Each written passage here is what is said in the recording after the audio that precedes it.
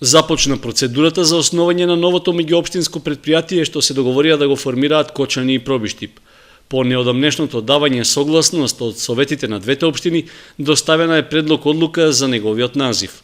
Според неа се предлага целосното име да биде Заедничко јавно претпријатие Пониква КП Кочани, што се образложува со тоа што новиот правен субјект ќе се грижи за спортско-рекреативниот центар на Осогово. Одлуката ќе се најде на расправа пред советниците на седницата, закажана за впеток. На последната седница пак тие веќе донесоа одлука, потребната сума за основање на предпријатието во висина од 5000 евра по половина да ја финансираат двете општини од своите буџети. Трошоците за работењето на предпријатието ќе се покриваат со пари од сопствените приходи, од буџетите на двете општини во соодност 50-50, како и од донации, спонзорства и други извори. Новоформираното предпријатие практично ќе управува со постојниот ски центар на Пониква.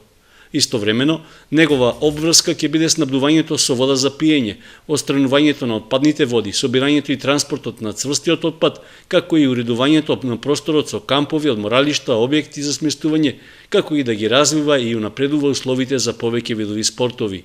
Една од приоритетните дејности ќе биде организирањето превоз на патници до и од Пониква. Управниот одбор на заедничкото претпријатие ќе го сочинуваат по 20 членови од двете општини и еден член од акционерското друштво МЕПСО. Во надзорниот одбор 2 члена ќе именува општина Кочани, а еден ќе биде по предлог од општината Пробиштип.